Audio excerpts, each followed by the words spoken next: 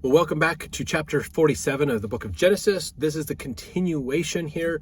We're moving past the stories of Jacob and Joseph and all those great things. Time kind of slowed down a little bit as we got into the details of that story. Now it's going to pick up a little bit more as things are, there's not as many major events happening. So we're going to get the highlights as things move on, preparing us for the next major stories they have around. The stories of Moses are coming up soon. So in this chapter, the Israelites settle in Goshen. Jacob blesses Pharaoh. Joseph sells grain to the Egyptians. Pharaoh receives the Egyptians' cattle and lands. Jacob desires to be buried with his fathers in Canaan. So this is all coming together. Jacob is gone. Now it's moving on to the 12 tribes of Israel to continue with the family and moving forward. Verse 1, Then Joseph came and told Pharaoh and said, My father and my brethren and their flocks and their herds and all that they have are come out of the land of Canaan. And behold, they are in the land of Goshen. And he took some of his brethren, even 5 men, and presented them unto Pharaoh. So he says, here's some of my brothers. And Pharaoh said unto his brethren, What is your occupation? And they said unto Pharaoh, Thy servants are shepherds, both we and also our fathers. And they said, Moreover unto Pharaoh, For to sojourn in the land are we come, for thy servants have no pasture for their flocks. For the famine is sore in the land of Canaan. Now therefore we pray thee, let thy servants dwell in the land of Goshen. So they're saying, we cultivate animals, trade in animals, and so we need a place for them to stay, and would like to stay in Goshen, if that's okay with you, Pharaoh. And the Pharaoh spake unto Joseph, saying, Thy father and thy brethren are come unto thee. The land of Egypt is before thee. In the best of the land make thy father and brethren to dwell. In the land of Goshen let them dwell. And if thou knowest any men of activity among them, then make them rulers over my cattle. And Joseph brought in Jacob his father and set him before Pharaoh, and Jacob blessed Pharaoh. So Pharaoh says, great, let them settle, have a great spot out there to do, and let them, because of their profession, let them help take care of the cattle that I own as well, so they can help us with having the cattle and nurtured and taken care of, and we can use them for our rituals and things. And then Joseph brings his father Jacob in to meet Pharaoh, and Jacob blesses Pharaoh. So verse 8, And Pharaoh said unto Jacob, How old art thou?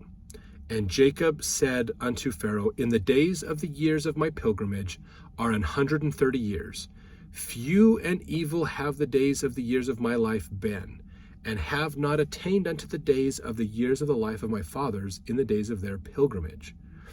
So what he's saying here basically is, I've lived 130 years in my pilgrimage, meaning my journeys throughout the land, and they haven't been quite as good as what I had for my fathers.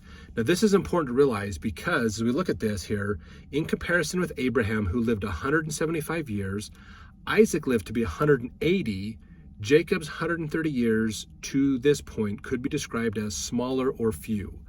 The word here, which is translated as evil, actually means sorrowful or full of toil and trouble. So realize that his life wasn't evil, but he dealt with a lot of challenges and trials, basically. Remembering Jacob's flight to Haran to escape Esau's wrath, you remember that? He had to go, Isaac's like, go get a wife, go back to go get a wife. There's a lot of hate and animosity between you and your brother. Get out of here.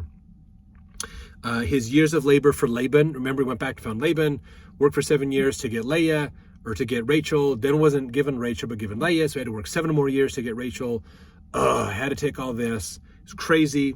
And then his wives and their concubines, his pilgrimage in the land of Canaan. So then he has to leave, and then Laban pursues him, and why are you taking this? And but this is what we said we'd get. And so they split ways, and then he has to reconcile with Esau again, travel back to the land of Canaan.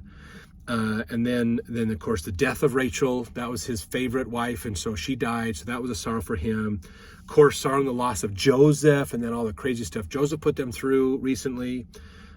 So that's when he talks about Jacob's life was full of problems, full of challenges and things, and what a struggle that was for him. Wasn't an easy life, basically, is what he's talking about here. So verse 10, And Jacob blessed Pharaoh and went out from before Pharaoh. And Joseph, verse 11, and Joseph placed his father and his brethren and gave them a possession in the land of Egypt, in the best of the land, in the land of Ramesses, as Pharaoh had commanded. So you can look up Ramses in the Bible dictionary to learn more about that. So it's interesting that that is the land. Oops, I closed my notes. Let me put that back in here. In this land of Ramses, up in the Goshen area, basically. So we're going to learn more about the name of Ramses and what happens there. And so there's some heritage, some things that are going to come of this, which is pretty interesting. Verse 12, Joseph nourished his father and his brother and all his father's household with bread according to their families. And there was no bread in all the land, for the famine was very sore, so that the land of Egypt and all the land of Canaan fainted by reason of the famine. And Joseph gathered up all the money that was found in the land of Egypt and in the land of Canaan for the corn which they bought, and Joseph brought the money into Pharaoh's house. And when the money failed in the land of Egypt and in the land of Canaan, all Egyptians came unto Joseph and said, Give us bread, for why should we die in thy presence? For the money faileth. Meaning, we are out of money, but we're still dying, basically. This has been hard. Verse 16, and Joseph said, Give your cattle, and I will give you for your cattle if money fell. So we don't have money, but we're dying. We need food. Give us food, like kind of a welfare. And so Joseph tells them, give us your cattle in exchange for the food. If you don't have money, then we'll trade, basically, a barter system. Verse 17, they brought their cattle unto Joseph, and Joseph gave them bread in exchange for horses, and for the flocks, and for the cattle of the herds, and for the asses, and he fed them with bread for all their cattle for that year. And when that year was ended, they came unto him the second year, and said unto him, We will not hide it from my lord, how that our money is spent. My lord also hath our herds of cattle. There is not aught left in the sight of my lord, but our bodies and our lands. So now they're coming back to him going, okay, you own all of our stuff. You own our land. You own our animals. We've given you all our money to keep it so we can still survive. We're still dying. This famine is still around. We need help. Verse 19, Wherefore shall we die before thine eyes, both we and our land? Buy us and our land for bread, and we and our land will be servants unto Pharaoh, and give us seed, that we may live and not die, and that the land be not desolate. And Joseph bought all the land of Egypt for Pharaoh. For the Egyptians sold every man his field, because the famine prevailed over them, so the land became Pharaoh's. So not only did Pharaoh have all the food, but now they're exchanging that food for all the money. So all these people are coming out of everywhere, and they're paying Egypt. So Egypt's becoming wealthy. Everybody's running out of money. They still don't have food, so now they're selling their cattle and possessions. They're doing a trade, a barter system, so the economies around Egypt are just trash, just basically fallen apart. So now they're coming in and saying this, and now they're coming back going, I just have myself and my land, which isn't worth anything because I can't grow anything on it, but I will be a slave to Pharaoh, will serve it. So now he's acquiring land. Egypt's borders are growing. All these groups are coming in. I'm sure Pharaoh's like, oh my gosh, we are becoming like super wealthy. So something to realize, a little tidbit for us. This should help you with your idea of food storage and preparing for disasters. He who has the resources has a big say in what goes on during challenging times. So is it important for us to prepare for challenging times? Yes, for our own sake. But it is an opportunity economically as well, if you think about it, that what's going on here. Not say you should stock up on stuff and then gouge people on prices and things like that. That's not good. But realize that if you're the one that has all the toilet paper or all the food or all the supplies, you can command a price. You can talk with people about things, okay? Incidentally, on food storage and stuff, if you are holding money, like having cash on hand, hold it in small bills, because if all you have is a $100 bill, the candy bar you're asking for is going to be $100. So if you have 5s and 10s, then you can buy it for 5s and 10s. So they don't make change in a disaster. They just, when you say, hey, I need food, and I say, I've got an extra candy bar, And then and I say, what do you have to buy this candy bar from? And you say, all I got is a $100 bill. Oh, well, it just so happens that this candy bar is $100 today. So just realize that small bills will actually be a little bit better to hold your savings in a disaster. Just a little tidbit. All right, let's get back into this chapter here. Okay, then he goes into here and he says, verse 22, only the land of the priests bought he not. For the priests had a portion assigned them of Pharaoh, and did eat their portion which Pharaoh gave them, wherefore they sold not their lands. So this is an important thing to understand, okay? This gets into Egyptian traditions and ideas here, okay? That the priests were supported by the government, okay? Religion was supported by government, basically, and Pharaoh would give them their lands, and they would use those lands, and that would make them wealthy and do things. So that's how the priests did stuff. So Hunibli said this, he says, it was common that the Pharaoh would grant land to the priests so they could eat what they raised while working in the temples. Joseph didn't take their land for Egypt. Eventually, in the future, the priests end up with so much land that they take over Egypt from the pharaohs. So that's what happens. The priests get land. They're given land by Pharaoh because they are the keepers of, this is kind of a weird dynamic, but you got to realize these priests worship God. They study the religions and philosophies. They're the scribes, keeping the records of the keepers of the records, all that. Pharaoh gives them land to support them so that they have time to do all this other religious stuff, basically. Okay? So they're given land, they're given opportunities to farm that land, to use that land and those resources, so they don't have to spend their day farming and taking care of themselves. They have it taken care of so they can focus on the other priestly things. Now, what are those priestly things? Those priestly things are supporting Pharaoh, helping him to be the ruler, helping to anoint the rulers, helping to be the assistants, the other people, the right-hand man, the viziers to Pharaoh, basically. So there's a connection between those two groups.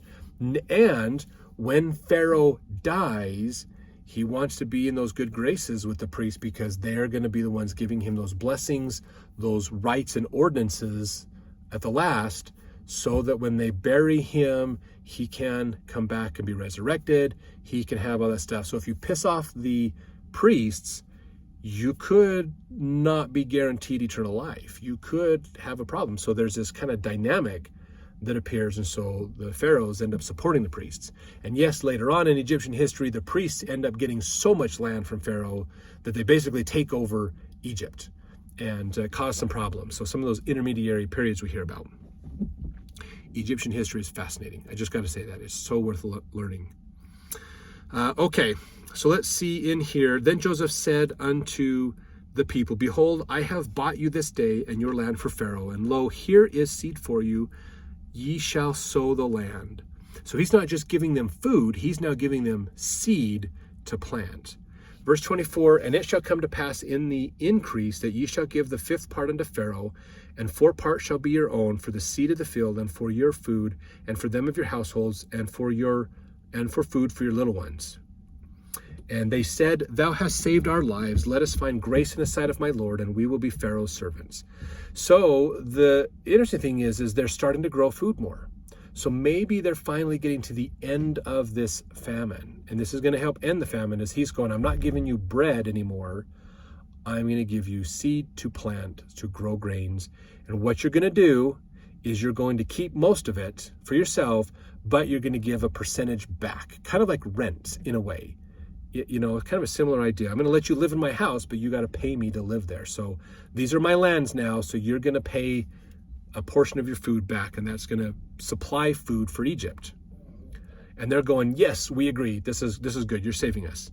So verse 25, and they said, thou hast saved, oh, sorry, I think I already read that. And 26, Joseph made it a law over the land of Egypt unto this day, talking probably around Moses' time, because Moses is the one that put the book of Genesis together, that Pharaoh should have the 5th part, except the land of the priests only, which became not Pharaoh's. So everybody else, a 5th part of what you grew, you had to give to Pharaoh. So this is a tax, basically, because Pharaoh owns all the land, and now you have to pay a tax to him to kind of give back to what he's given to you. Verse 27, and Israel dwelt in the land of Egypt, in the country of Goshen, and they had possessions therein, and grew, and multiplied exceedingly. So they had possessions, 70 some odd people here, not including some of the in-laws and extras. So they kept growing and have more children and growth and growth and growth, and became a much bigger civilization, bigger group of people basically. Verse 28, and Jacob lived in the land of Egypt 17 years, so the whole age of Jacob was 147 years. And the time drew nigh that Israel must die. And he called his son Joseph and said unto him, If now I have found grace in thy sight, put, I pray thee, thy hand under my thigh, and deal kindly and truly with me. Bury me not, I pray thee, in Egypt. So if you remember, we've looked at this before. Abraham had this with his servant. We've seen this before. Put thy hand under my thigh. If you remember, what it actually says is put your hand under my hand. So they're having their hand, put your hand here. So making like a handshake. This is kind of like what we would call a handshake, of making a promise, basically, a covenant. Verse 30, but I will lie with my fathers, and thou shalt carry me out of Egypt and bury me in their burying place. And he said, I will do as thou hast said. If you remember, Abraham has a place where he was buried. He buried his wife there. He buried his kids, some of his kids and things there, his servants and things there. Isaac was probably buried there. Now Jacob's being buried there. They believe, if you remember, we have the book of Abraham. We have found that tomb, that place where they were all buried. Basically, that was found. I'm trying to remember where that was found, actually. Oh, man. Anyways, it'll probably come to me later. But that's what it is. All right, so verse 31, and he said, swear unto me, and he swore unto him, and Israel bowed himself down upon the bed's head. So before he died, he made Joseph promise him, bury me with my fathers, not bury me in Egypt. So Joseph said, yes, I will. I'll take care of that, basically. So that's verse 47. Now we have verse 47, chapter 47. Stay tuned for chapter 48 as we continue this continuation. Now that Jacob is gone, we're moving into the tribes of Israel and what happens with them, setting us up for the next great prophet to come forward. So some fun things we get to learn. So stay tuned.